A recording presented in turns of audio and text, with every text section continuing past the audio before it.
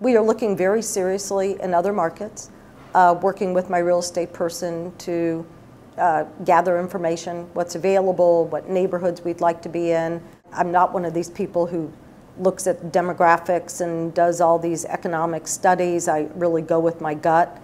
And I'm looking for neighborhoods that really closely resemble Meridian Kessler, which I think is one of the model neighborhoods in the United States.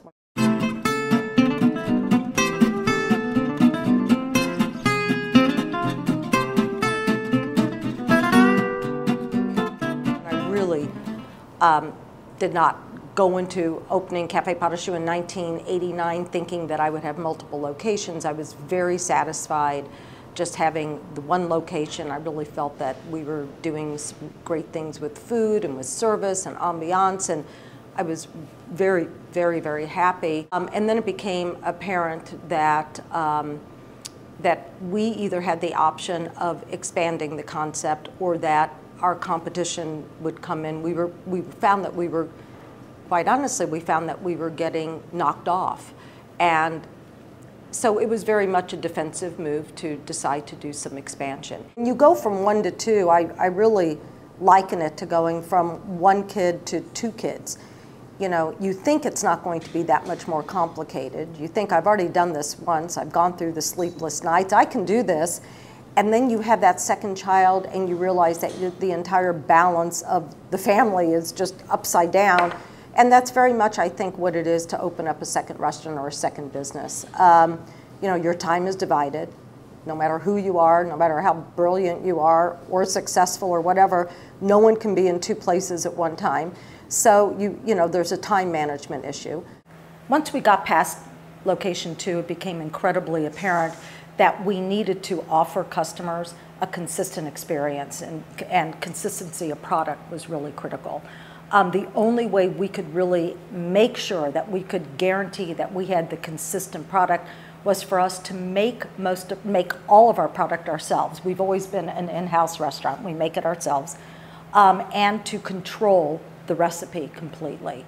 My solution was to come up with a production kitchen where all of our product was made.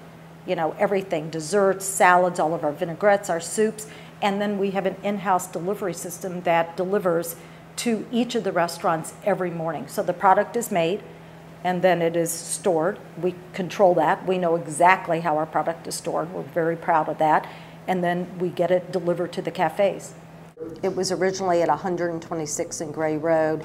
Just recently we built the production kitchen where the corporate offices are now too, at 49th and College. It was a $350,000 development, which is a lot of money for a company like mine, especially to put into a building that does not generate income, so to speak. There's no restaurant here. Felt it was really necessary for us to achieve our 2020 vision, and very necessary for us to have the growth that we're planning on having.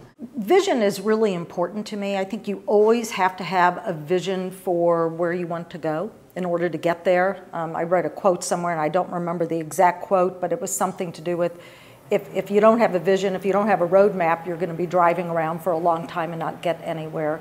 So we thought we really better put some strategy together that matched that vision, and the vision is to have 10 to 15 restaurants with different concepts in the Indianapolis region. It's also to look at markets outside of Indianapolis.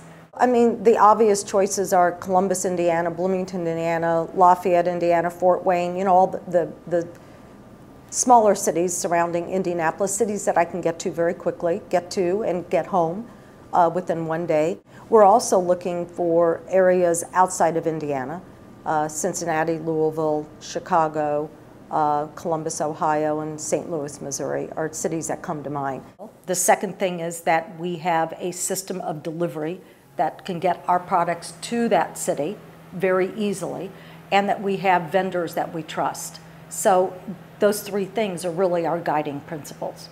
We are consistently, every day, working towards the plan of opening up restaurants. For the last 4 years actually, we've been really busy building our systems. We've been really busy hiring people that can take us literally to the next level. And I think we're in really good position.